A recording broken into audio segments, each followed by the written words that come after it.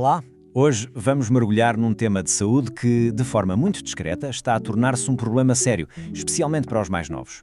Falo da esteatose hepática, mais conhecida como fígado gordo. Pode parecer um daqueles problemas de saúde de gente mais velha, algo distante, mas a verdade é que o nosso estilo de vida moderno está a trazê-lo para o centro das atenções e para idades cada vez mais jovens. Vamos então perceber exatamente o que é, porque está a acontecer e, claro, o que podemos fazer para o combater. Para começar, vamos fazer um pequeno exercício mental. Quando se ouve a expressão fígado gordo, qual é honestamente a primeira imagem que nos vem à cabeça? Vamos parar um segundo para pensar? É muito provável que essa imagem mental esteja ligada a um tipo de pessoa muito específico e a um determinado comportamento. Pois, a imagem mais provável é esta, não é? Um homem de meia idade, talvez com um pouco de barriga, alguém que se calhar bebe uns copos a mais com alguma regularidade. Durante muitos e muitos anos, esta foi a associação clássica. A ideia de que os problemas do fígado eram, quase sempre, uma consequência direta do consumo excessivo de álcool estava enraizada na nossa cultura. Pois bem, agora vamos ter de arrumar essa ideia pré-concebida. A realidade que os médicos e os especialistas estão a ver hoje em dia é completamente diferente e, de certa forma, é muito mais preocupante. Este problema do fígado gordo está a aumentar de forma explosiva entre adolescentes e jovens adultos. Estamos a falar de pessoas na casa dos 20 anos que muitas vezes nem tocam numa gota de álcool. A ameaça mudou de cara e, principalmente, mudou de idade. Para percebermos bem este fenómeno, organizei esta análise em 5 pontos-chave. Primeiro, vamos perceber o que é realmente o fígado gordo hoje em dia.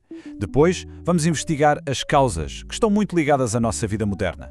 A seguir, vamos ver o que acontece quando se ignoram os sinais. E, por fim, a parte mais importante, as soluções.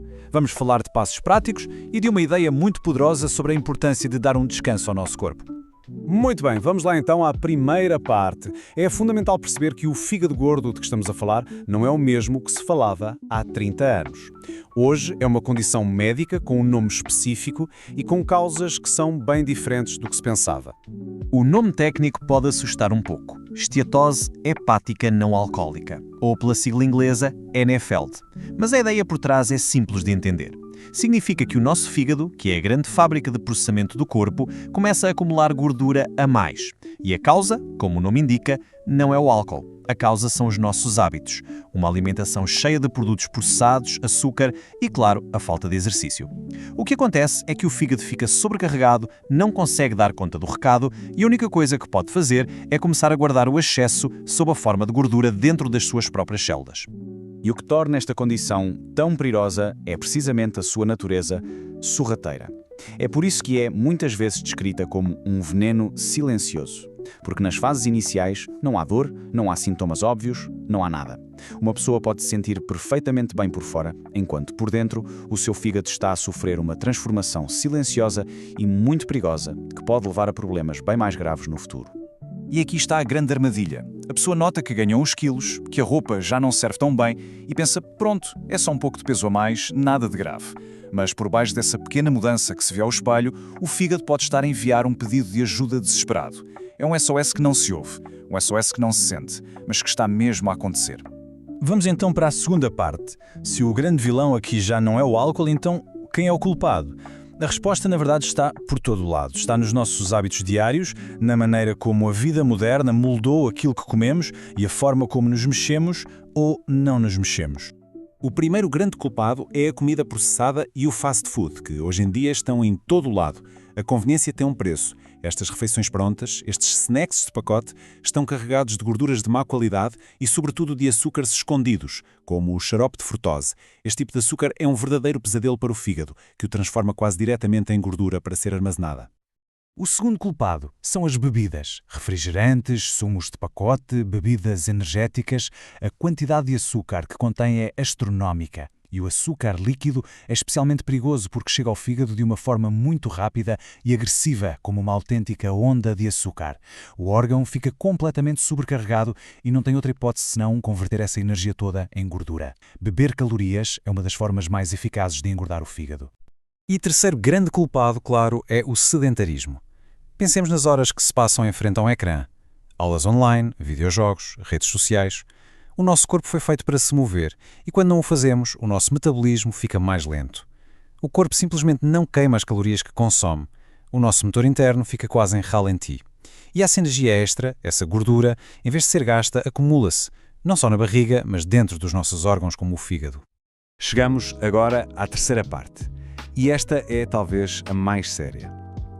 O que é que acontece se este SOS do fígado for ignorado durante muito tempo? O fígado é conhecido como o órgão silencioso, por uma razão muito simples. Ele não tem nervos que detectam dor. É incrível, não é? Ele pode estar a ser gravemente danificado e a pessoa não sente absolutamente nada.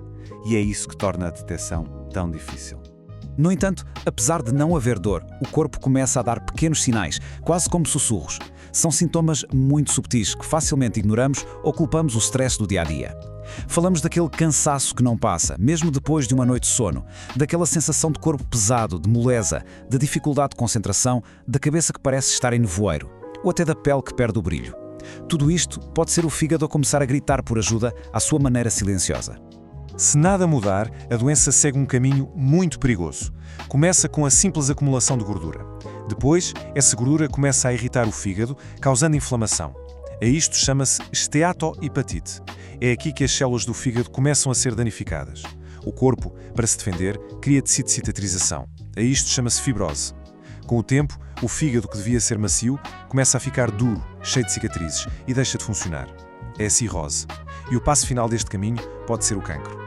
O mais importante a reter aqui é que nas primeiras fases este processo é totalmente reversível. Muito bem, já vimos o problema, os culpados e os riscos. Agora vamos à parte mais otimista, a solução. E as boas notícias são que proteger o nosso fígado não exige nenhuma revolução na nossa vida.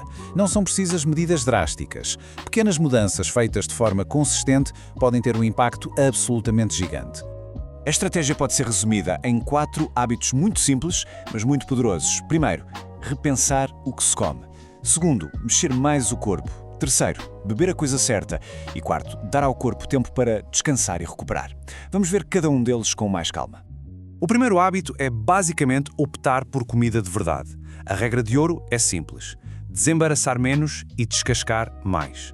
Ou seja, menos coisas que vêm em pacotes, caixas e latas, e mais coisas que vêm da terra ou do mar.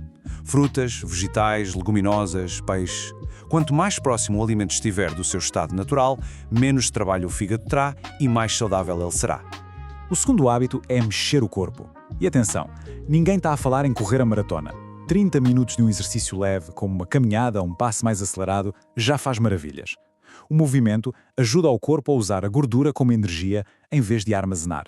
É como se estivéssemos a dizer ao nosso metabolismo para acordar e começar a trabalhar, aliviando imenso a carga sobre o fígado. O terceiro hábito é talvez o mais simples de todos: beber mais água. O fígado é o nosso grande sistema de filtragem e desintoxicação. E como qualquer filtro, precisa de água para se manter limpo e a funcionar bem.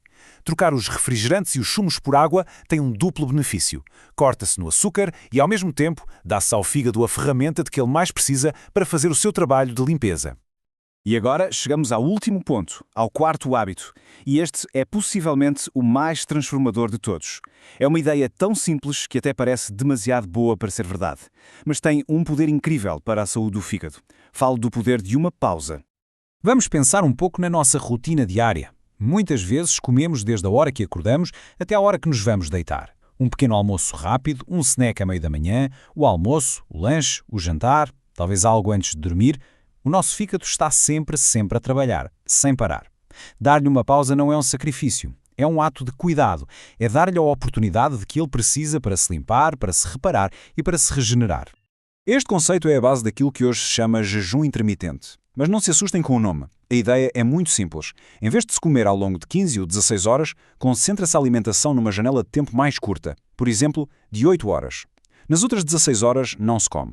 É a janela de descanso. É nesta janela que o fígado pode finalmente parar de processar comida nova e começar a arrumar a casa, a reparar-se e a queimar a gordura que já está acumulada. A chave aqui não é tanto o que se come, mas quando se come. E terminamos com uma pergunta, para que cada um de nós possa refletir. Com o cansaço constante, a falta de energia, todos esses pequenos sinais que o corpo nos vai dando, será que, no fundo, ele não nos está simplesmente a pedir uma pausa? O fígado gordo não alcoólico é um sinal dos tempos, um reflexo dos nossos hábitos coletivos. Ouvir estes sinais e dar ao corpo o cuidado e o descanso de que ele precisa pode ser a decisão de saúde mais importante que podemos tomar. A capacidade de mudar isto está ao alcance de todos.